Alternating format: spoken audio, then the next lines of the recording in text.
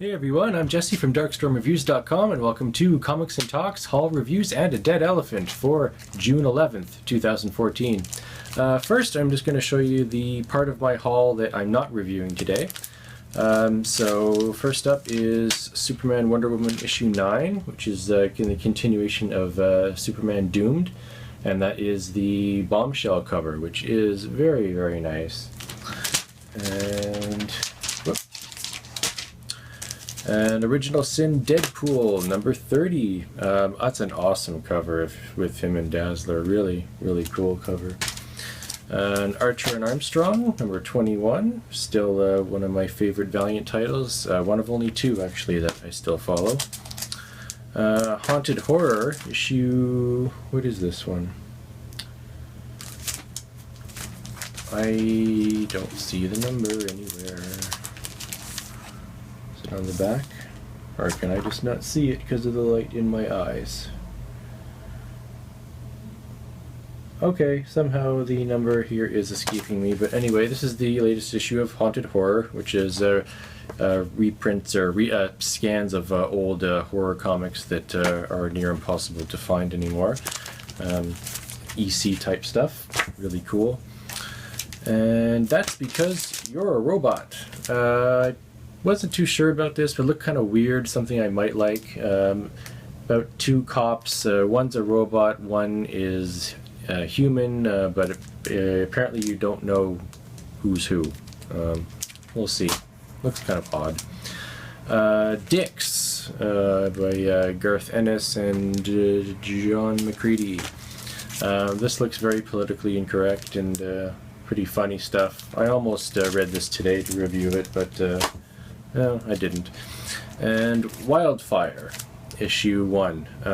This, I almost didn't get this. Sounded like it might be interesting about genetically modified food. I mean, so obviously the author probably has an opinion in here about that. So, yeah. Now on to the reviews. First review is for Red City, issue 1.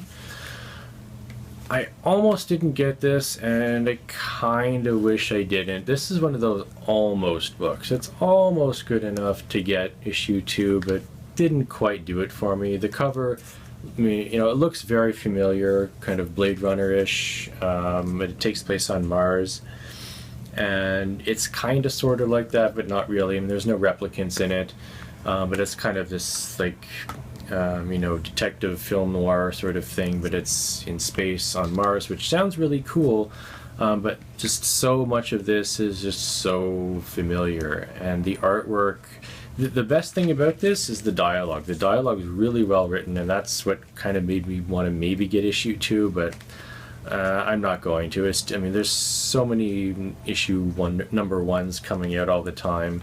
I can't get them all, and I often get too many as it is, so the artwork in here is decent, but it's nothing to write home about, as they say. Some of it even looks kind of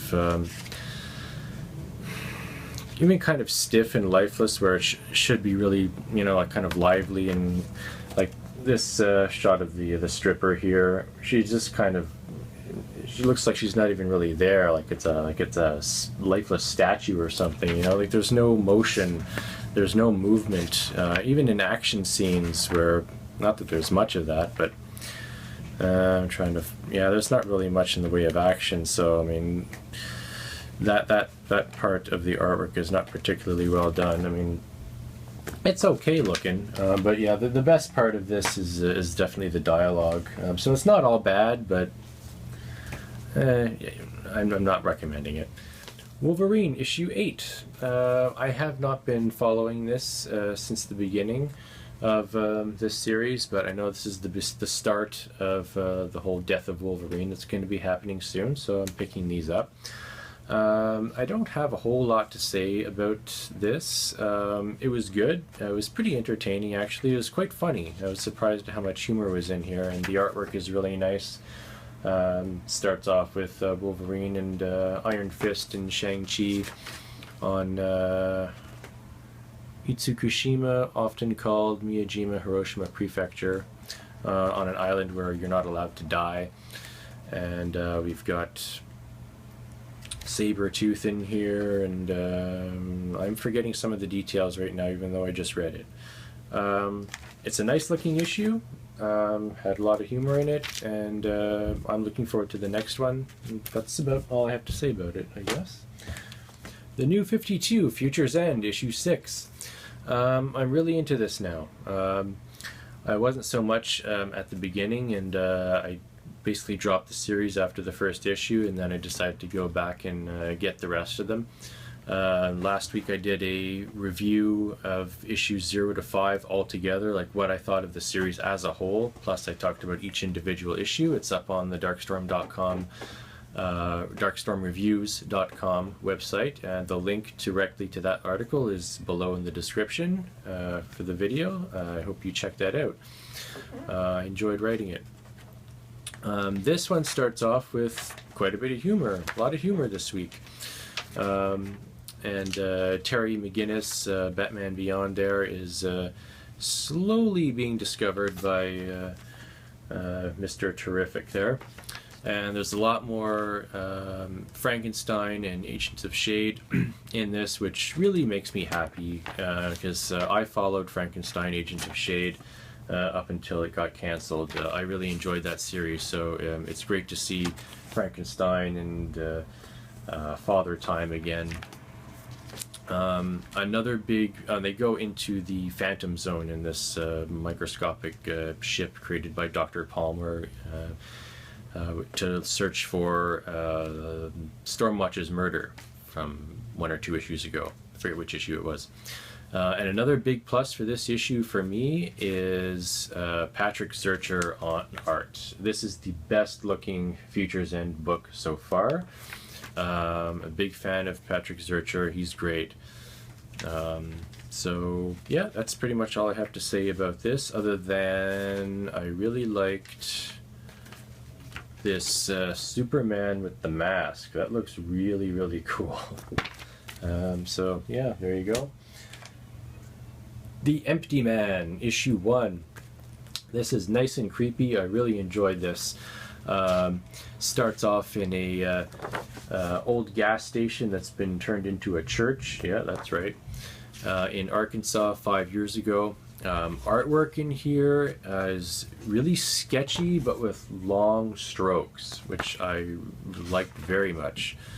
A little bit of gruesome stuff in there too, but yeah, I really like the sketchiness with the long pencil strokes. And this is my favorite panel in the book so far. Really creepy. So people are being murdered and committing suicides in really horrific ways, and the message that they leave behind at the end is the empty man made me do it. I like that. That's really cool, in a dark way. So when witnesses are being interviewed by the cops, which is the main characters, a lot of people don't want to talk about it. They treat it, the empty man, like it's a virus, like it's contagious. Like if you start talking about the empty man, then you're next, you know. Don't really want to say too much more about it other than that. Other than this was really good all the way through, but the last 2 or 3 pages were like, oh man, I'm definitely getting issue 2. No question about it. Highly recommend this if you're into horror, creepiness, dark stuff. Yeah.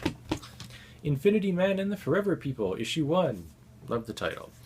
This is drawn by Keith Giffen in his Kirby-esque style, so it looks very much like his OMAC series, which I was a fan of until it got cancelled.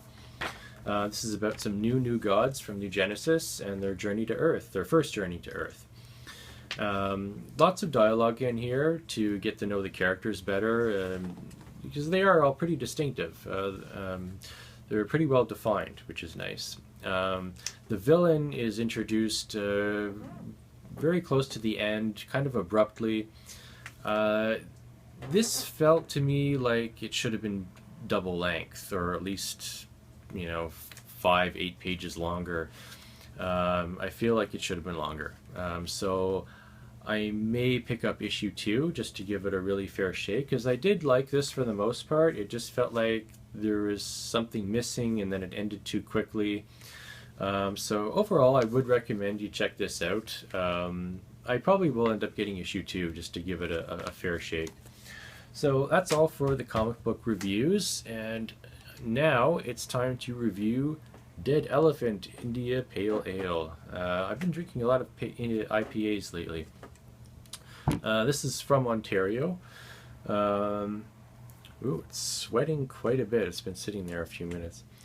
So the name comes from, here is to Jumbo, the world's largest elephant, friend and prized attraction of P.T. Barnum's traveling circus. It was 1885 here in St. Thomas, Ontario, where he met his early demise in a tragic railway accident that'll forever be remembered in the annals of beer and Canadian history.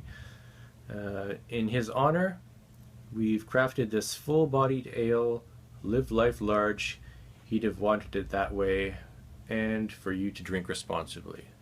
Yes, you must drink responsibly, kids, don't forget that. So, ay. Foaming up a little bit there. Oh, I hope this isn't just all head. Wow, we're dripping everywhere here. This can's really sweating. Oh boy.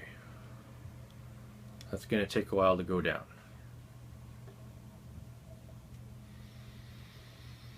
Well, it smells quite citrusy, more like grapefruit, like IPAs normally do. Not very cloudy. Kind of a light rusty color, not very deep. Let's just go for it.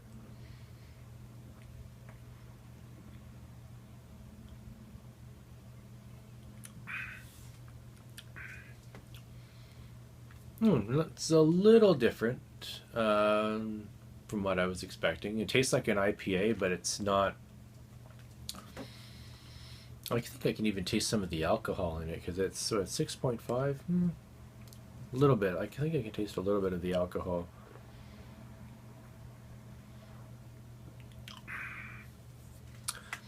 Yeah, it's not. It's not quite as hoppy and bitter as I would normally expect from an IPA. Excuse me. I think I'm all wet. It's not quite as bitter and hoppy as I would normally expect from an IPA. It's a little more mellow. Nothing wrong with that. It's actually pretty tasty. My favorite IPAs, like Red Racer is one of them. That's got a real bite to it, which I like in an IPA. Excuse me. Don't get me wrong, this is still pretty hoppy and it's got a nice, hoppy bite to it. It still tastes very much like an IPA. It's just a little mellower than what you might expect. Yeah, quite tasty. I would still recommend you give this a try. It's a great name. Pretty cool looking can too there, Dead Elephant IPA. So, that's about it. I'm Jesse from DarkstormReviews.com. Thank you very much for watching, and see ya, and cheers.